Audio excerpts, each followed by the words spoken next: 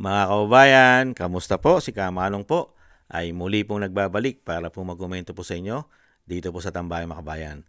Samahan niyo po inyong lingkod. Mag-umpisa na po tayo mga kababayan. Komentuhan po natin mga tambay dahil hindi naman po sila lumulubay. 24/7 na po ang ginagawa po nilang paninira at pagpapabagsak sa mga Duterte. Kaya po ngayon, komentuhan po natin ito po mga salot umano at mga aso, mga nagpakaaso na po para po siraan at pabagsakin ang mga Duterte. Komentuhan po natin, lalong-lalo po yung mahigit 50 years na po na grupo na nagpahirap po sa ating bansa. Lalong-lalo po ang ating mga kabataan na napakarami pong nasawi. Pati po ang ating mga kababayan, mga katutubo, ay grabe po. Napakarami po. Mahigit 50,000 po. Mahigit 50,000 na po ang natsutsugi po ng grupo nito. Pero sinamahan po sila at sinuportahan pa ng gobyerno ngayon umano para lang po mapabagsak ang pamilya Duterte. Mga kababayan. Umpisahan po natin mga kababayan. Ito po. Pasensya na po kayo dahil ang ating pong topic ngayon ay mga salot umano sa ating bansa at mga aso. Nagpakaaso po dahil po sa pagiging gahaman at sakim at gustong maghari sa ating bansa. Mga kababayan, umpisa na po natin. Reaction on the recent announcement of VP Sara's intention to run for the 2028 presidential elections. Maaga ang pag-announce ni Sara Duterte at merong mga experiences tayo or sa kasaysayan natin, nakita natin kung anong kinauwian ng ibang mga maagang nagdeklara o kaya front runners ng paniwala. Ako maalala ko si Jojo Binay, Grace po. Tingnan natin kung anong kalalabasan ng kanya. Pero para sa akin, hindi sa concerned kundi na babagabag ako na may tumatakbo na hindi lang involved sa extrajudicial killings. Si Sara Duterte ay di umano may role, may participation dito sa war on drugs dahil dun sa DDS, Double Death Squad, kung saan may witness na nagsasabi may involvement siya. Pero concerned ako kasi isa itong tao na merong history ng corruption allegations. At hindi pa niya napapatunayan ang sarili niya na malinis, maayos na public official. Kaya hindi ko alam kung maiipawan niya yung ganon. Sana naman kapag bumoto yung mga Pilipino, hindi na natin iisipin ito na usapin ng awa o kaya parang Consuelo de Bobo o kung ano man. Sana isipin natin ano yung merits ng tao. Ano ba ang nagawa o hindi nagawa ni Sara Duterte. Kasi so far, nakikita ko pa lang na malaking issue patungkol sa kanya ay corruption at extrajudicial killings. Wala akong nakita pa na substantial na ambag niya maliban sa nakikita kong OVP buses. Kaya kataka-taka talaga sa akin at kabagabagabag na siya yung tumatakbo at sabi nila frontrunner bilang presidente. Kung ganon, libre bus na ba lahat ng Pilipino? Ganon na ba ang mangyayari? So, sana something more substantial mai-offer niya. Ano po mga tambay, ibang klase no? Ang tanong, ano naman po ang ambag ng grupo nila? Ano po ang ambag sa atin na mahigit 50 years ng CPP, NPA, NDF? Ano po naging ambag nila sa ating bayan, mga kababayan? Para po ang ating mga anak ay daling sa kapahamakan at matsugi at napakarami po nilang chinugi. Yun po ang napakaganda ambag na binigay po yata nila sa atin. Sa kabila ng sila po ay nagkakamal ng pera ngayon mula po sa ating buwis. Lalo-lalo po ang grupo nila na CPP, NPA, NDF. Hindi po ba? Grabe po. Ganyan po kasi sinungaling ang mga hayop na yan umano, mga kababayan. At ito pa po ang isa pong nagpapakaaso, mga kababayan. Ito pa po. Grabe po ito. Talagang nagpakaaso na po ito, mga kababayan. Itong tao na ito umano ay nagpakaaso na po, mga kababayan. Pakinggan po natin siya. Ganon din po, mga kababayan. Man to man, heart to heart. Sige. Pilipino, hindi siya handang tanggapin. Bakit? Gusto ka ba ng mga Pilipino maging presidente ngayon? Kaya ka lang nanalo na vice president ay kasi dinala ka ni BBM. Yun ang katotohanan yan. Handa siya. Ang mga Pilipino, hindi siya handang tanggapin. Bakit? Gusto ka ba ng mga Pilipino maging presidente ngayon? Kaya ka lang nanalo na vice president ay kasi dinala ka ni BBM. Yun ang katotohanan yan. Yan po mga kababayan. Handa siya. Ang mga Pilipino, hindi siya Ang mga Pilipino raw ay hindi handa na iboto si BP Sara. Ikaw lang may sabi noon. Ilan lang naman kayo. Di ba? Meron pa bang 1 milyon ang mga makakaliwa? At meron po bang batak itong aso na ito? At sanay na sanay lang naman po talagang manira. Hindi po ba mga kababayan? At ibalik tanaw po natin ang napakahirap pong tanggalin sa kasaysayan ng ating bansa. Ang nagawa po ng Tatak Duterte. Mga kabayan, never po nilang magawa sa buhay po nila ngayon dahil maiksi na po ang panahon nila. Hindi po ba? At ibalik tanaw po muna natin kung paano po ginawa sa kanyang ama, mga kababayan, dahil patuloy po silang pinababagsak. Ito po, pakinggan po natin si Senator Cayetano kung paano po ginawa nila kay dating Pangulong Duterte sa ama po ng Vice President na sinasabi nilang walang nagagawa dahil siya po ay BP. Vice President lang po siya. Ang mandato niya po ay spare tire lang po siya. Pero sa pagiging spare tire niya ay siya po ay kauna-unahan na Vice President na nakapaglagay at nailapit sa taong bayan ang kanyang opisina. Ang Office of the Vice President, hindi ba, ang kanyang masa satellite center ng Office of the Vice President ay inilagay niya po ng Luzon, Visayas, Mindanao. At ito halos ang lagi pong nangunguna sa pagtulong sa atin. Hindi po ba lalo-lalo po sa sakuna?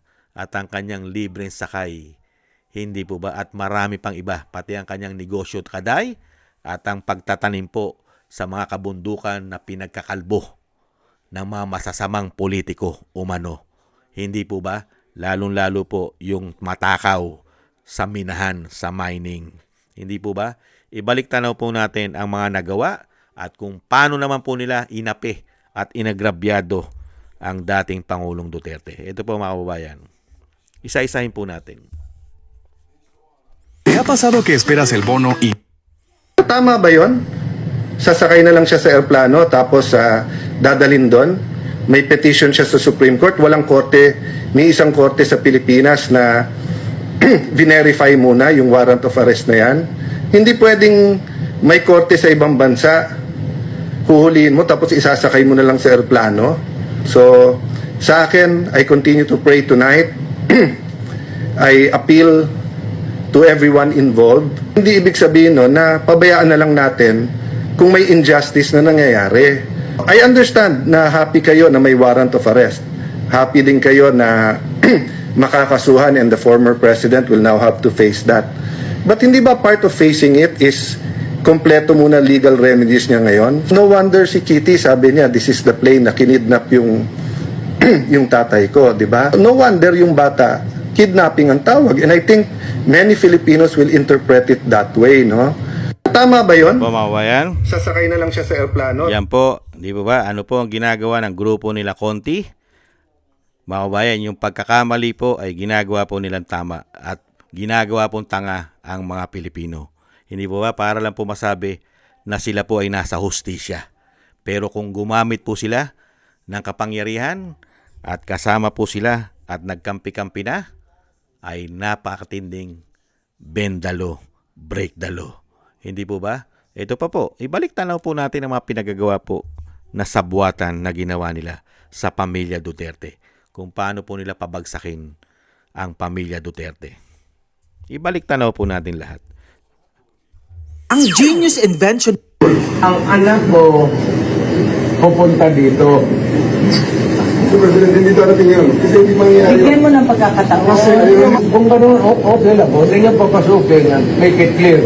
Yes, sir. Hindi pa pasukin yun. Hindi ninyo, ikaw, Yes, sir. hindi mo Upon the order. hindi mo pinapasok. Yes, sir. Upon the order, sir. Ang sabi ko, ang abogado ko, ang anak ko na babae, This incident happened around 9:05 in the evening of March 11th, 2025, minutes before former President Rodi Duterte was about to board the chartered jet that would take him straight to The Hague in the Netherlands. Notice how former President Duterte was trying to interrogate General Torre. Hindi ninyo, ikaw, Yes, sir. Upon my order. pinipili mo pinapataw. Yes, sir. Upon my order, sir. He deliberately repeated his question to pin down the general, who was determined to deny the former president of his right to counsel. Under Article 3, Section 12, any person under investigation for the commission of an offence shall have the right to be informed of his right to remain silent and to have competent and independent counsel, preferably of his own choice. If the person cannot afford the services of counsel, he must be provided with one. These rights cannot be waived except in writing and in the presence of counsel. This is solid proof and irrefutable evidence that General Torre deliberately denied FPRRD his constitutional right to a counsel of his choice. Nakita niyo po mga tambay, ang ginawa po nila sa dating Pangulo ay batas komunista. Hindi po ba batas komunista po yan mga tambay? Hindi na po uso ang Bill of Rights ng mga Pilipino. Kahit po nasa 1987 konstitusyon po natin yan, ay hindi po gumagana yan. Basta po pababagsakin lang ang pamilya Duterte. Hindi po ba? At yung sinasabi pong wala pong pagmamahal at hindi iboboto ng taong bayan ang Vice President at patuloy po nilang kinakabitan ng sari-saring issue ang Vice President at sinasabi nila na may issue daw po ng korupsyon ayon pa kay Conti. Napakarami daw ng issue ng korupsyon na puro po gawa-gawa lang at puro kasinungalingan. Hindi po ba? Kung marami pong issue ng korupsyon yan, matagal na po yan na-impeach. Hindi po ba? Dahil ipinaparis pa ang Vice President kay Binay, kay Grace po. Ipaparis mo ang Vice President at pamilya Duterte sa napakaraming nagawang maganda sa bansa. Kung dun lang, kasi po ang lumalarawan sa pamilya Duterte, ang sumasalamin sa kanila, yung kanilang syudad, ang Davao City. Sumasalamin po yan sa buong Pilipinas kung gaano sila kagaling manungkulan bilang lingkod bayan. Yan po kasi ang sumasalamin. Kung gaano ka kagaling na politiko at gaano ka kaayos magtrabaho yung syudad mo. Mga kababayan, yung mga sinasabing panlaban sa Vice President, mga kababayan, ano po ang syudad nila? Ano po sumasalamin sa kanila? Ang malalaking insertion? Bilyon-bilyon? Kahit nga yung probinsya ng Pangulo, nakita nyo naman po ron kung gaano kalaki po ang insertion doon at gaano katindi ang mga proyekto ron. Hindi po ba? Ito po mga kababayan. Tingnan po natin kung totoo po ba ang Vice President ay magnanakaw at korap. Siya nga yung galit na galit sa mga magnanakaw . Galit na galit po ang Vice President doon sa amo ni Gadon. Doon po sa amo ni Gadon ay pinagmumura po yan ng ating Vice President, mga kababayan. Pakinggan po natin muli ang ating Vice President kung paano po murahin ang mga magnanakaw sa ating bansa. Galit na galit po siya sa magnanakaw. Pero ginagawa po nila, idinadivert lang po nila ang pagnanakaw nila. Dahil pati po ang mga makakaliwang grupo sa Kongreso ay may issue din po yata umano ng isang damukal na pagnanakaw. Hindi kaya? Pakinggan po natin muli ang ating Vice President. Malinaw po na walang naidulot ang grupong ito. Ito po mga kabayan. Pakinggan po natin. Wala naman po naidulot yung grupo na yun . Totoo naman po yun. So, ang ina. Ito po mga kabayan. Galit na galit ang ating Vice President sa mga magnanakaw. So, ang ina ninyong lahat.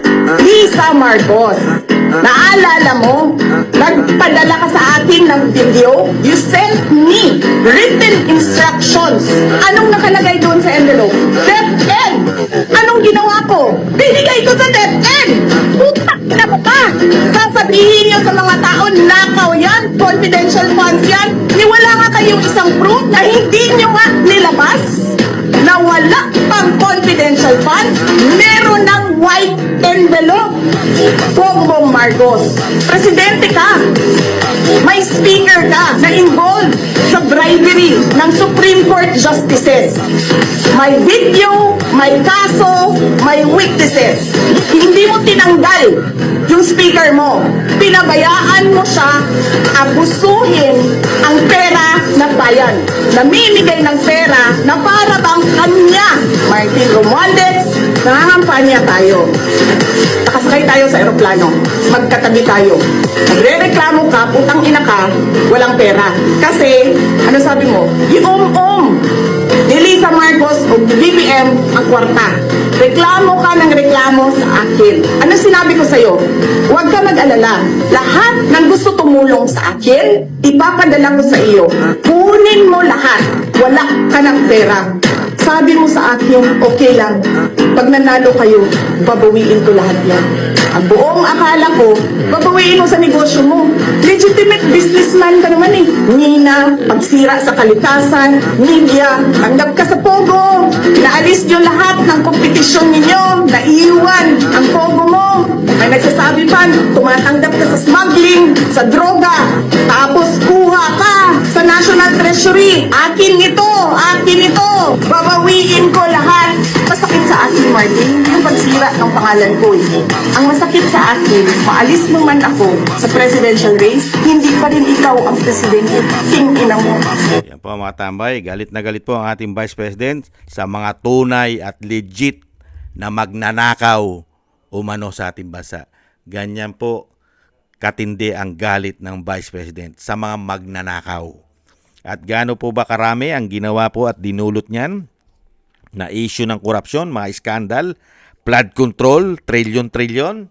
Ito po, ibalik tanaw po natin kung sino po talaga ang magnanakaw na sinasabi ni Conti.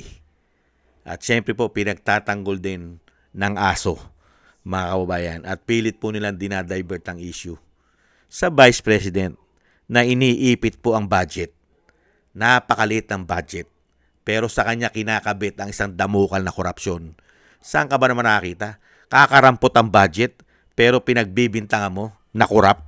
Samantalang yung may budget na daan-daang bilyon, trilyon, walang korupsyon. Pakinggan po natin si Atty. Guanzon, mga kababayan. Sampa na po ng impeachment complaint. Secretary Recto at Secretary of Finance, inutang po sila ng 1.7 trillion yata this year. Something like that. Sabi niya no? He needs it daw to run the government. Ang dami na nga nilang kinuha sa iba-ibang ahensya ng government eh. Kumuha sila sa PhilHealth, kumuha sila sa PDIC, kumuha sila sa iba-ibang bangko, kumuha sila sa Ginto. Ewan ko yung Ginto dapat nasa BSP yan. Kumuha sila para sa Maharlika Fund. Oo, sa Maharlika Fund. Hanggang ngayon, di natin alam kung saan napunta. Pati naman sa PhilHealth at sa PDIC, hindi rin natin alam kung saan napunta. At hindi pa nila binabalik. Hindi Kahit pa. may Supreme Court na po na ruling na ibalik na nila. Oo, hindi pa nila binabalik. Kasi itong gobyerno ni BBM, wala po itong accountability na tinatawag 1.45 trillion in insertions. Wow! So, in the past 3 years. So ako, ayoko nang masyadong isipin yan kasi sumasakit lang yung dibdib ko eh. Pero, ang iniisip ko ngayon, anong mangyayari in the next 3 years? Di ba? Matadagdagan po yun. Madako, kasi 2026, meron ko pang 96 billion na insertions. Tapos sa 2027, meron pa yan, malamang, di ba? Hindi naman i-vivito Abay, yung lalo na, mag-election na po. Oo, kaya nga. So, nag-iipon talaga sila para sa election. Yan po mga tambay. Kaya nga po mga kabayan, mahirap po paniwalaan ang mga salot at mga hayop sa ating bansa. Puro kasinungalingan po ang binibigay sa taong bayan at kinakagat naman po ng mainstream media, mga kabayan. Nakita nyo po sa nangyayari po sa ating bansa, lalo-lalo sa pera at korupsyon, wala pong imik at tanong dyan ang mainstream media umano. Hindi po ba? At napakahirap pong pabagsakin kahit po siraan mo na siraan. At 24 oras na po nila, 24/7 na po ang ginagawa nila na paninira, mga kabayan, para lang mapabagsak ang pamilya Duterte. Di po ba? Lahat na po ay gagawin na po nila, mga kabayan. Pero ang taong bayan po ay gising. Yung matitino yung mga may utak at nakakita po ng proyekto at programa ng pamilya Duterte. Hindi lang po sa Davao City, buong Pilipinas. Yan po ang tatak Duterte. Na yan po ang gagawin at susundan ng susundan ang yapak ng kanilang ama. Ang build, mga kababayan. Ito po, mga kababayan, ang hindi po nila po pwedeng pasinungalingan. Tinatabunan lang po nila at ayaw ipaalam ang mga nagawa ni dating Pangulong Duterte. Dahil po ngayon, puro po kasakiman sa kapangyarihan at pera ang tangi lang po nilang hangad sa atin. Lalong-lalo po sa ating bayan. Hindi po ba? Ito po, paano mo matatalo ang pamilya Duterte? Real talk. Paano mo matatalo pagka ganito ang ginagawa ng kanilang pamilya? Yung may tapang na, may malasakit pa. At isang damukal na programa, mga kababayan. At walang issue ng 6 na taon na puro korupsyon ang pinag-uusapan at pamumulitika. Ito po, mga kababayan, ang tinatawag na kanilang credential. Panoorin po natin. Ano mangyayari kapag si Sara Duterte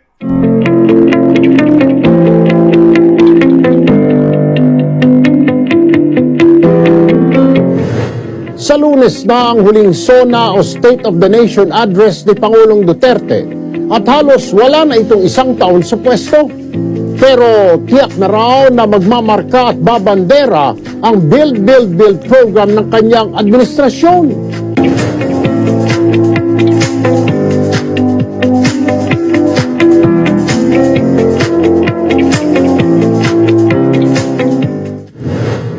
Sa loob lamang ng 5 taon simula ng manungkulan si Presidente Duterte, aabot na sa halos 30,000 kilometro ng kalsada at halos 6,000 tulay na ang naipagawa ng DPWH sa ilalim ng Build program. Aabot naman sa mahigit 200 airport at halos 500 seaport projects ang natapos ng DOTR. Simula 2016 hanggang sa kasalukuyan, nakapagtapos na ang Department of Transportation at ang TPA ng 451 seaport projects. Malaki at maliit ito. Ang pinagmamalaki natin dyan, unang-una yung ating itinayong bagong passenger terminal building sa Cagayan de Oro, na kung saan ay ito ay magagamit ng 3,000 pasahero at any given time. Sa mga riles at tren naman, meron ng DOTR na 6 na naglalakihang proyekto. Ito po clearly is Duterte legacy. Kasi pagka nakita nyo po ito, it has not happened before. Because of Build, Filipinos now spend less time in the road and more time with their families. And I think that's something that we should all be proud of. Nariyan ang subway na kauna-unahan sa bansa. Ang itinuturing na pinakamalaking proyekto ay ang North to South Commuter Rail na magdudugtong sa Central Luzon at Calabarzon. May habang 148 kilometers. Meron itong 35 istasyon mula sa Clark, Pampanga hanggang sa Calamba sa Laguna. Matagal na dapat nating isinagawa to. Sabi nga, nagka-catch up or naghahabol tayo sa infrastructure investment. Dapat 2 or 3 decades pa ito ginawa. At tulad ng ilan naming mga proyekto. Metro Manila Subway, 1973 pa pinag-isipan. Itong PNR Clark natin, 1993 pa dapat. Itong Common Station natin, 2007 pa. LRT1 Cavite Extension, 2000. MRT7, 2001. So kung titignan ko, talagang it's high time at talagang kailangan na ng mga tao natin. Tuloy-tuloy din daw ang rehabilitasyon sa mga tren. Kung dati ay mahigit 70 kilometers lamang ang riles ng tren, sa panahon ni Duterte, mahigit 1,000 kilometro na ang haba ng mga riles. Mula rin sa 61 train stations noong 2016, ngayon ay meron ng 168 na istasyon ng tren.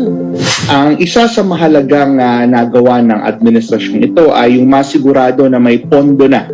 May pondo na ang lahat ng mga proyekto natin sa riles. Nagtapos tayo ng 2020, so as of December 2020 ay meron tayong 1.7 trillion. Double time at halos 24 oras na raw ang trabaho sa lahat ng proyekto ng Build. Sa mga huling araw ng kanyang panunungkulan, asahan na raw ang kabi-kabilang pagbubukas ng mga bagong kalsada, mga bagong linya ng tren, airport at seaport at iba pang infrastruktura sa bansa. Ipinagmalaki rin nila na malaki ang ambag ng programa para makabangon sa ekonomiya dulot ng pandemya. Aabot sa mahigit 7 milyong Pinoy ang nabigyan ng trabaho dahil sa mga proyekto ng pamahalaan. Yung build kasi it's really an opportunity to initiate change kasi hindi lang siya traffic solution, it's also a socio-economic solution. In the short term, you generate jobs. In the long term, you improve efficiency of the economy. Kaya naman, hindi raw may tatanggi na ang build ang isa lamang sa maraming legacy na iiwan ng Pangulo. Isa talaga to dun sa mga matatawag na legacy ni President Duterte at sa pamumuno nga ni Secretary Tugade ay sa wakas makikita ng mga kababayan natin na itong mga malalaking proyekto ay pwede naman palang mangyari. Kami po in BBB, we have received clear instructions from the President from the beginning, from 2016. We will finish as many build projects as possible and whoever gets the credit is none of our business. Dahil sa build program, halos wala na raw gagawin ang susunod na liderato, kundi ituloy na lamang ang magandang nasimulan ng Duterte administration. Yan po mga tambay. Noong panahon po na hindi pa po nilalamon ng sistema na korupsyon at kagahaman sa kapangyarihan, si Erwin Tulfo umano. Nakikita niya pa ang mga ginawa ni dating Pangulong Duterte. Hindi ba? Paano mo matatalunin at sinasabi mong walang nagawa? Mababayan. Yan ba konti ang walang nagawa na Duterte? At yan naman po ay dapat ay tuloy-tuloy dahil kaya nga nagkaroon ng Uniteam dahil ang ipinangako nung taga Ilocos Norte ay itutuloy po lahat ang proyekto para po sa ating pagbangon ang ating ekonomiya ay lumakas. Ngayon po ba? Ano po ba ekonomiya natin ngayon? Bagsak lahat. Hindi po ba? Sa panahon ni dating Pangulong Duterte, napakaraming trabaho ang naibibigay sa mga Pilipino. Ngayon po, ang nangyari po sa ating bansa, mas marami po ang ginagawa nila. Hindi po build. Corruption. Hindi po ba? Kaya nga po ang tanong natin kay Conti, paano mo sasabihin ng Duterte ang Vice President ay walang magagawa at walang nagawa? At dapat matuto na ang mga Pilipino. At ganun din po rito kay Gadon na nagpakaaso na umano. Sige nga. Napakarami pong achievement. Nakita ng taong bayan, naramdaman. Hindi lang po sa Davao at pati mga programa ng Vice President ay kitang-kita po ng mga Pilipino kahit limitado lang po ang budget niya. Mas malaki pa ang budget ng PCO sa kanya. Yung tagapagsinungaling umano ng Malacanang, bilyon-bilyon. Samantalang sa Vice President ay 700 plus million lang ang pondo niya. Pero nilalagyan po ng malaking issue ng korupsyon. Ito po mga hindot na ito, umano. Hindi po ba? At ang tanong po natin dito sa grupo po ng mga salot ng mahigit 50 years na sa ating bansa. Ano po ang legasiya nila? Ano po ang legasiya para magsalita sa mga Duterte na walang kwentang politiko? At walang maipagmamalaki at walang nagagawa ang mga Duterte? Tayo naman po yung nagtatanong sa mga salot na ito umano. Ano po ang legasiya nila? Kahit po kay Gadon, magtanong tayo kung ano legasiya ng amo niya. Malapit na mag-4 na taon. At lalong-lalo po dito po sa grupo ng mga kaliwa. Ano po ang legasiya ng mga hayop na yan umano? Nakapagpatayo po ba kahit na isang tulay man lang yan, mga hayop na yan? Nakapagpatayo ba kahit na isang seaport ang mga hayop na yan umano? Nakapagpatayo po ba kahit isang airport ang mga hayop na yan umano? Napakatagal na po nila na nakikinabang sa pera ng bayan. Lalong-lalo po ang grupo nila sa Kongreso. Napakarami po yan. Tinatawag pa yan umano na Makabayan Black. na daan-daang bilyon o daan-daang milyon ang nakukuhang pondo niyan taon-taon. Ano po ang mga legasiyang iiwanan sa atin ng mga hayop na yan, maliban po na madisgrasya ang ating mga anak pag na-recruit nila. Mga kababayan, tayo po ang mag-isip. Mga kababayan, wag po tayong maniniwala sa mga hayop na yan umano. Yan po ang tinatawag na mga sinungaling. Sanay na sanay pong magsinungaling. Sa itsura lang sila nag-aayos. Inaayos lang nila itsura nila. Pero ang kaloob-looban nila, mga kababayan, ay napakasama ng mga budhi ng mga ito umano, mga kababayan. Kaya nga po, habang ginagawa nila yan, 24 oras nila na binabakbakan at tuloy-tuloy po yan. Ang ginagawa nilang pagpapabagsak at paninira sa mga Duterte, lalong-lalo po ngayon sa Vice President, at lalong-lalo po siyempre, yung pinatapon po nila na wala pong proseso ng batas, mga kababayan, ay araw-arawin din po natin, bakbakan din po ang mga hayop na yan.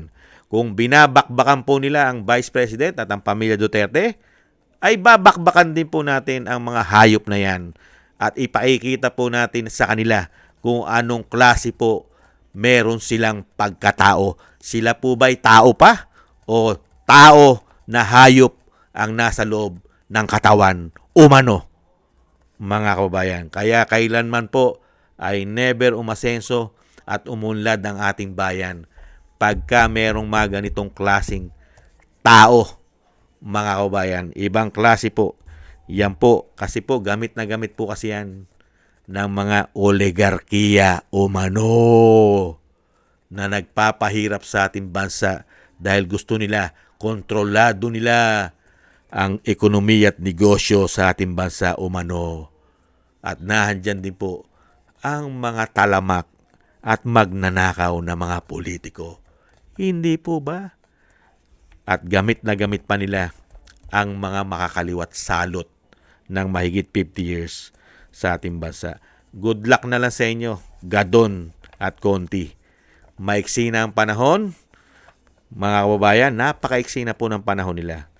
At yung sinasabi nga natin, kung natuto lang po at makabayan ang mga men in uniform natin sa panahon ngayon, kung sila po ay katulad lang po ni dating Pangulong Duterte na may malasakit at pagmamahal sa bayan at sa mga Pilipino, hindi po natin dadanasin ang ganitong klaseng paglilingkod at hindi po natin dadanasin na muling lumakas ang grupo na makakaliwa sa ating bayan. Real talk. Maraming salamat po mga kababayan at patuloy po tayong magdasal at manalangin na maingatan po ang pamilya Duterte at ang ating buong sambayanan, na maingatan po sa kapahamakan ang Vice President at ang dating Pangulo ay maingatan po lalo tigit sa kapahamakan at madugtungan pa po ang buhay at kalakasan ng dating Pangulo. Maraming salamat po sa mga dasal po ninyo, mga kababayan. At syempre po maraming salamat din po sa mga naagusto po ng ating Tambayang Makabayan sa YouTube at TikTok. At ganoon din po sa ating subscribers. Maraming salamat po sa iyo, sa mga subscribers po natin. At sa patuloy po nagsusubscribe, mabuhay po kayo. Thank you po sa inyo. At sa mga nagko-comment, like, share, and subscribe, mabuhay po kayo. Thank you po sa inyo. At maraming salamat din po sa mga nagbibigay po ng tulong at biyaya. Shoutout po sa inyo, Tatay Nick ng Canada, Eric Hershio ng Canada, kay Annie Jo, ako si Pilam, kay Gay at Siena, kay Balance Vision TV, Jesus Valdepena, Kingston ng Hong Kong, Jake Yahut ng California, USA, Gina Ray ng Berlin, Germany, Julieta Silona ng Sydney, Australia, Baby Roman at Ate Isa ng Cagayan. Thank you po sa inyo mga kabayan at ingatan nawa po kayo, lalo po sa inyo pong mga paggawa. At God bless po sa ating lahat. God bless po sa inyo lahat mga kabayan. Tiis-tiis lang po tayo at mag-iingat po tayo palagi. Bye-bye.